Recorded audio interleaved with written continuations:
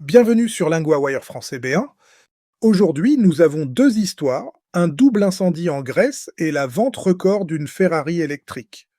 Pour vous aider à comprendre cet épisode, retrouvez les transcriptions, les traductions en anglais et le vocabulaire expliqué sur linguawire.com.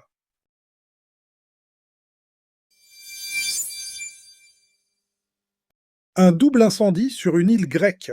Nous retrouvons maintenant Léa, correspondante de Lingua Wire pour l'actualité. Merci Louis. Oui, la situation a été grave dimanche sur l'île de Salamine, près d'Athènes. Deux feux presque en même temps, c'est déjà très inquiétant. À quelle heure ont-ils commencé? Les autorités disent que les deux incendies ont commencé à quelques minutes d'intervalle. L'un vers 14h40 dans le sud de l'île, l'autre environ 20 minutes plus tard, à l'est. Donc les pompiers ont dû se répartir sur deux fronts à la fois. Combien de pompiers ont été mobilisés?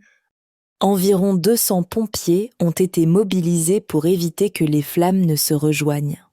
Sur une île, ce genre de feu peut devenir très dangereux très vite, surtout avec du vent fort. Et il y a eu des évacuations, si j'ai bien compris. Combien de personnes ont quitté l'île? Oui, environ 500 personnes ont quitté l'île par la mer. Les évacuations ont été terminées dimanche soir pour une partie de la zone. Les médias grecs disent aussi qu'un des incendies était sous contrôle à ce moment-là. Mais le bilan humain reste lourd. Qu'a-t-on trouvé sur place? Les pompiers ont trouvé 2 corps dans un secteur habité et boisé dans la zone de Péristéria. Le maire a dit qu'il s'agissait probablement d'un couple. Et au moins 10 autres personnes ont eu des brûlures. D'autres ont eu des signes d'inhalation de fumée. On sent surtout la fragilité des habitants face à ce type de crise. Quel était le niveau de risque ce jour-là? C'est vrai, Salamine compte beaucoup d'habitants âgés. L'île était déjà sous risque élevé d'incendie ce jour-là. Cela montre aussi comment la forte chaleur et le vent peuvent transformer un départ de feu en urgence pour tous. On sait ce qui a déclenché ces deux incendies. Chut. Non, la cause n'est pas encore connue. C'est une information importante. Elle dira peut-être s'il s'agit d'un accident, d'une erreur humaine ou d'autre chose. Pour l'instant, les équipes restaient sur place en soirée pour surveiller la zone. Donc la priorité, c'était d'empêcher un seul grand incendie? Oui, exactement.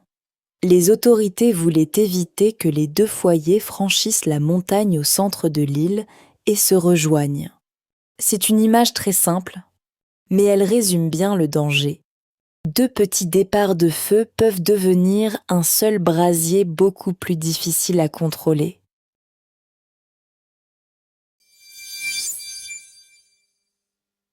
Une Ferrari électrique vendue à prix record? Nous retrouvons maintenant Julien, correspondant de Lingua Wire pour l'économie. Merci Louis. Oui, c'est une vente qui attire l'attention. Elle mélange luxe, image de marque et argent pour la bonne cause.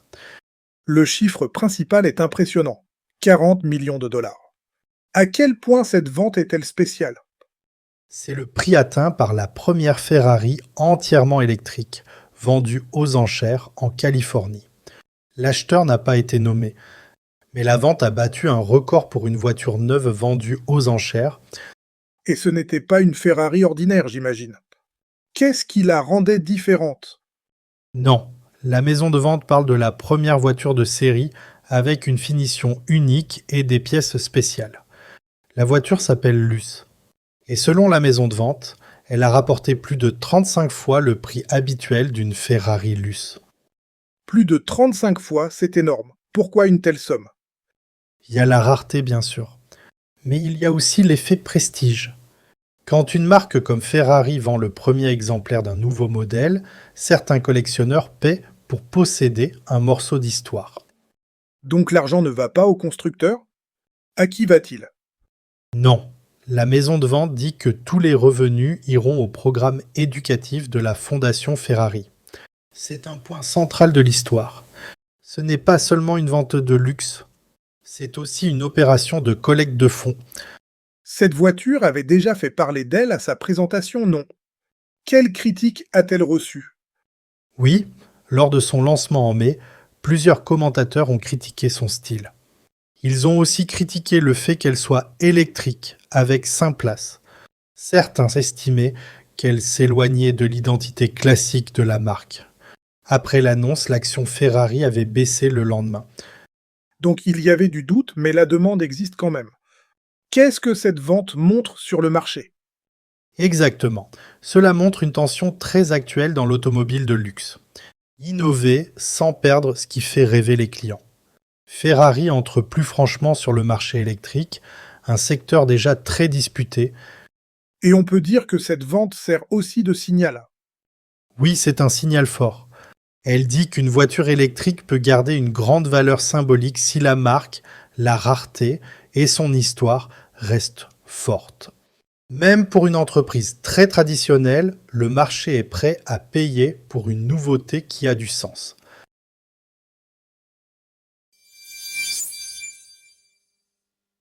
Dans la première histoire, 3 mots-clés reviennent autour du feu.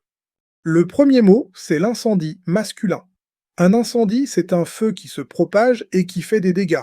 Dans l'histoire, on parlait de 2 incendies sur l'île. Exemple, un incendie a commencé près de la route. Le deuxième mot, c'est les secours, masculin pluriel. Les secours, ce sont les personnes et les moyens qui aident en urgence. Dans l'histoire, les secours ont travaillé toute la journée. Exemple, les secours sont arrivés vite. Le troisième mot, c'est la fumée féminine. La fumée est ce qu'un feu produit dans l'air. Dans l'histoire, certaines personnes avaient des signes d'inhalation de fumée. Exemple, la fumée entre dans l'appartement par la fenêtre. Point de grammaire, on commençait. On utilise le passé composé pour parler d'une action passée et terminée. Exemple, les 2 incendies ont commencé à quelques minutes d'intervalle. Exemple, environ 500 personnes ont quitté l'île par la mer. Répétez, ont commencé.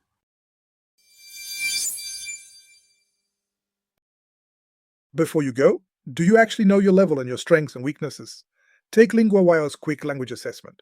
Comprehension, vocabulary, grammar, and listening are each scored separately, so you know exactly what to work on.